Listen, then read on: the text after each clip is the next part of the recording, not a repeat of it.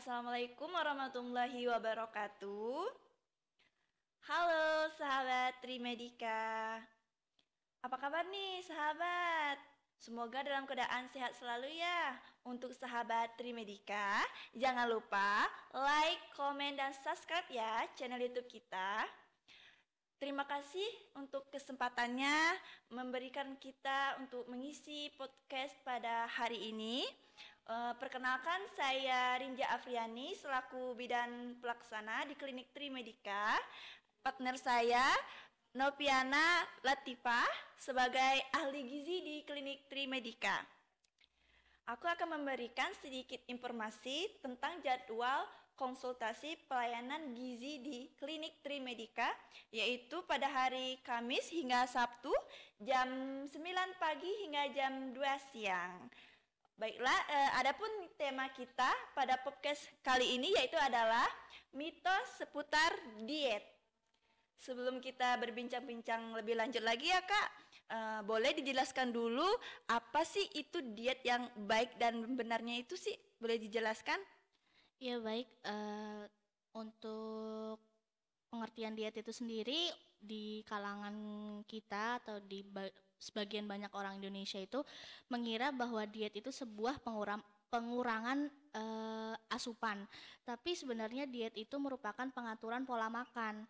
Jadi bukan berarti orang yang bilang diet itu berarti lagi pengurangan asupan, tapi sebuah pengaturan dari pola makan sesuai dengan kebutuhan gitu seharusnya.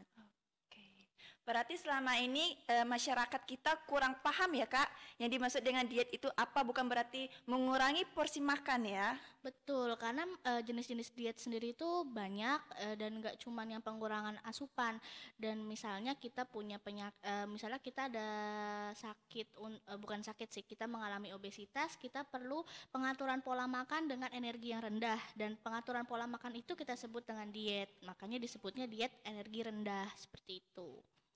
Baik Kak, aku ada beberapa pertanyaan nih seputar tentang diet ya. Yang pertama, ada berapa banyak jumlah masalah gizi pada remaja saat ini Kak? Baik, kalau untuk masalah gizi pada remaja saat ini di Indonesia diprioritaskan untuk 3 masalah. Menurut riset Kesehatan Dasar tahun 2018, untuk masalah gizi pada remaja yang pertama itu terjadinya anemia. Anemia itu merupakan suatu kondisi di mana kadar hemoglobin dalam darah itu kurang dari batas normal, yang biasanya itu terjadi akibat ketidakseimbangan konsumsi zat besi yang dikonsumsi dalam tubuh dan tidak sesuai dengan kebutuhannya. Itu yang pertama. Untuk yang kedua, biasanya remaja itu karena kadang merasa sedikit gemuk aja udah harus diet nih gitu ya. Kemudian akhirnya terus-menerus mengurangi asupan makan dan akhirnya terjadi kekurangan energi yang terus-menerus, dan itu akan menjadi sebuah kondisi di mana dia kurang energi kronik. Terus kemudian yang terakhir, di mana ada energi kronik, ternyata ada juga kondisi di mana kita obesitas atau gizi lebih. Remaja juga mengalami obesitas atau gizi lebih gitu. Di mana remaja yang justru kebalikan dari kurangnya energi kronik yang kurang energi terus-menerus, untuk obesitas ini justru remaja mengkonsumsi makanan melebihi dari batas kebutuhan sehari-harinya, seperti itu. Kemudian Kak, untuk pengendaliannya gimana sih Kak? Tips dari Kakak gimana? Kalau pengendaliannya sendiri, yang pertama kalau di anemia gizi tersebut dari pemerintah juga sudah diantisipasi dengan pemberian tablet tambah darah.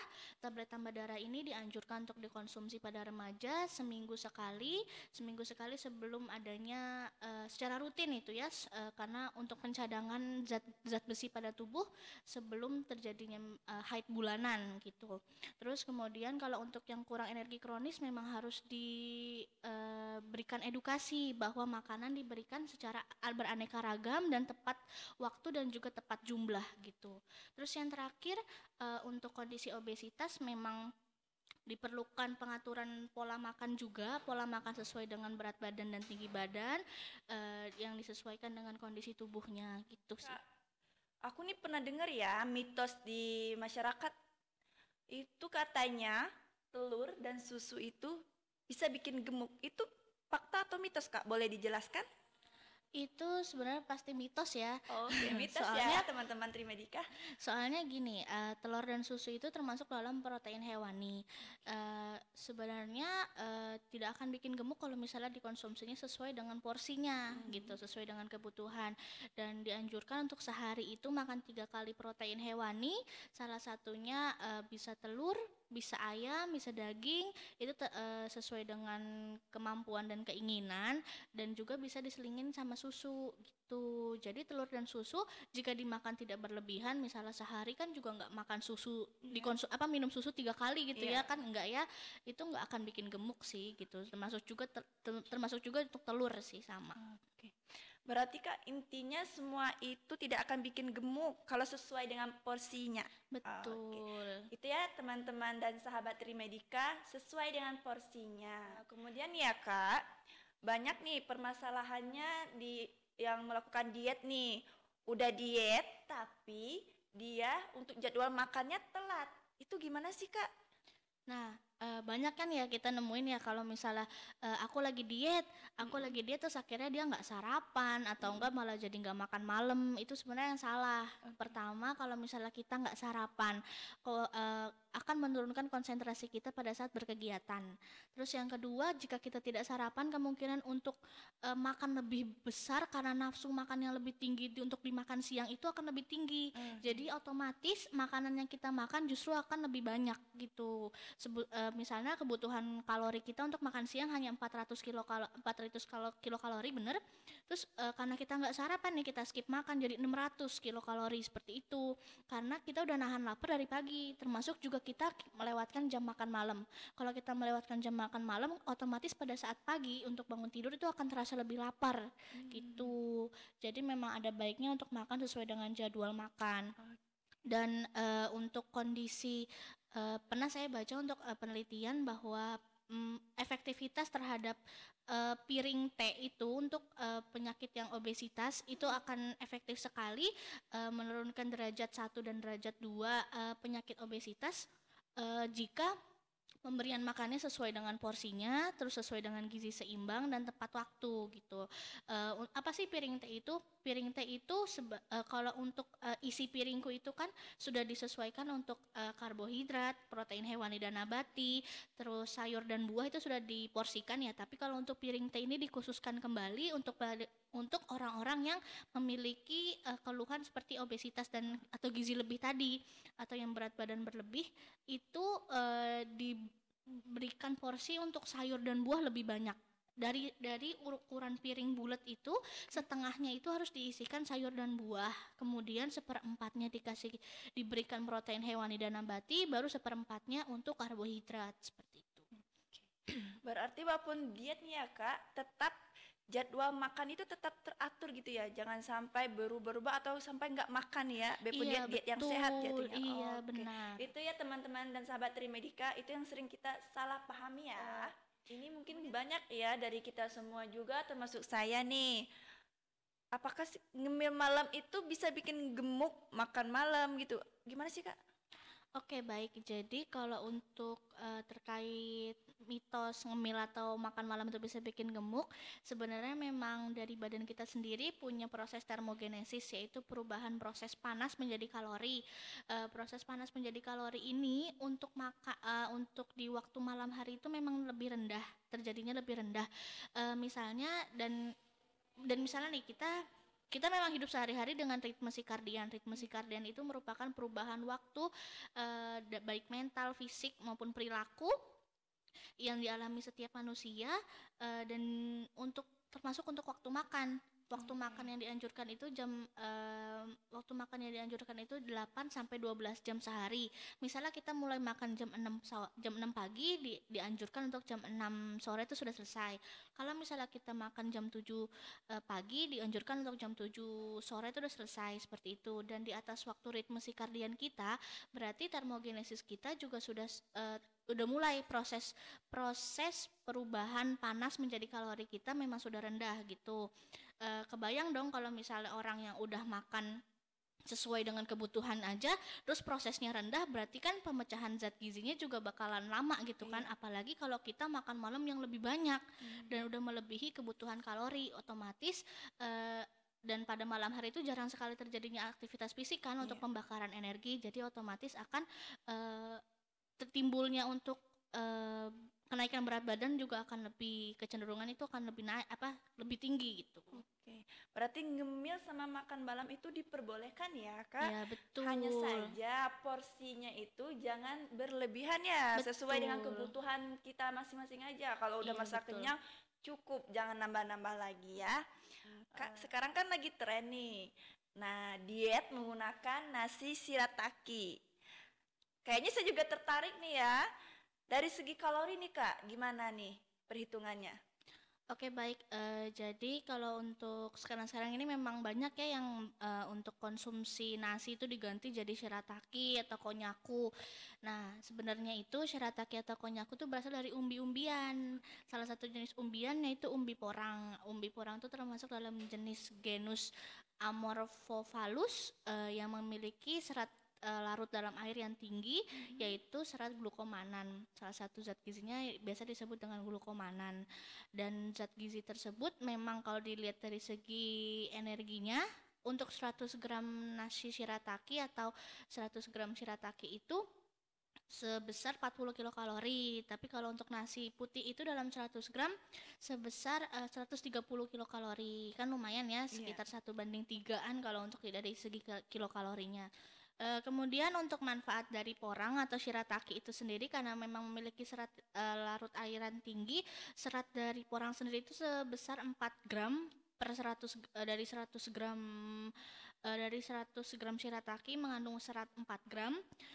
Itu dapat membantu untuk mencegah konstipasi agar feses tuh lebih keluar dalam buang air besar lebih lancar gitu. Terus kemudian karena serat tinggi itu dapat membuat perut kenyangnya lebih lama, jadi mencegah untuk terjadinya snack time.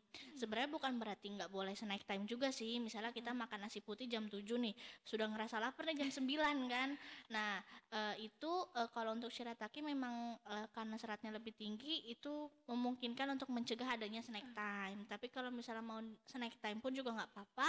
Tapi jika memang dalam lagi program diet atau program penurunan berat badan, bisa diganti sama buah-buahan aja sih. Oke. Berarti dari segi sistem pencernaan juga bagus ya Kak ya? Betul, iya.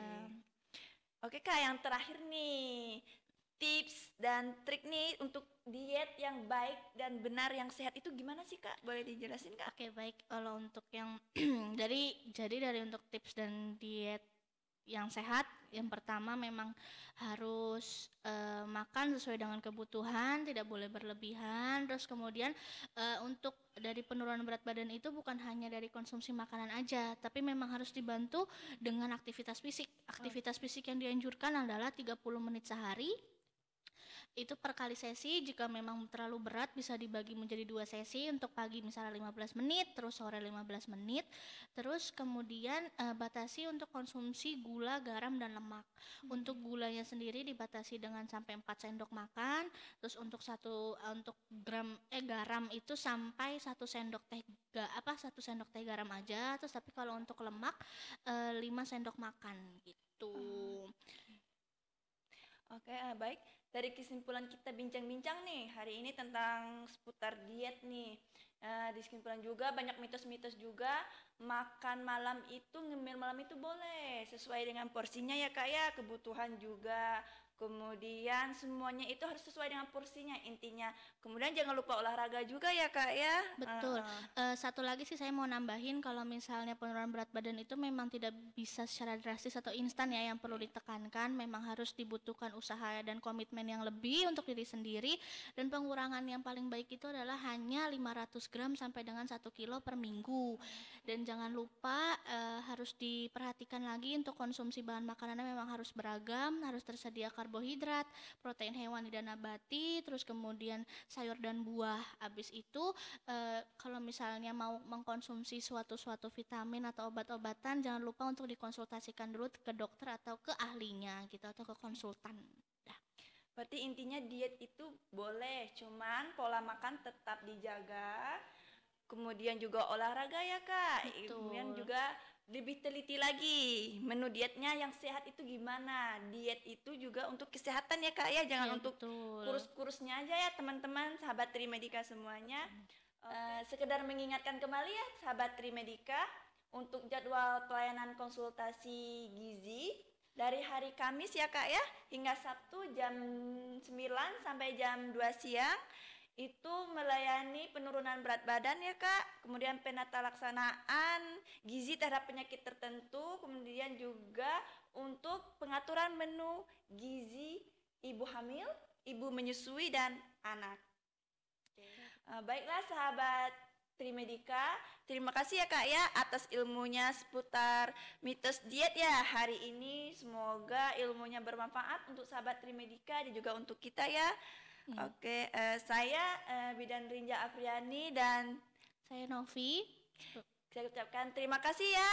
Jangan lupa like, komen, dan subscribe YouTube Trimedika TV. Dan juga jangan lupa follow IG kita ya, TikToknya juga. Betul, Oke. follow Instagram kita di @klinik_trimedika, terus kemudian untuk TikTok di @klinik_trimedika. Mungkin juga nanti akan kita sertai link ya, sahabat Trimedika. Jangan bosan untuk menonton podcast kita. Bye-bye, sahabat Trimedika. Assalamualaikum.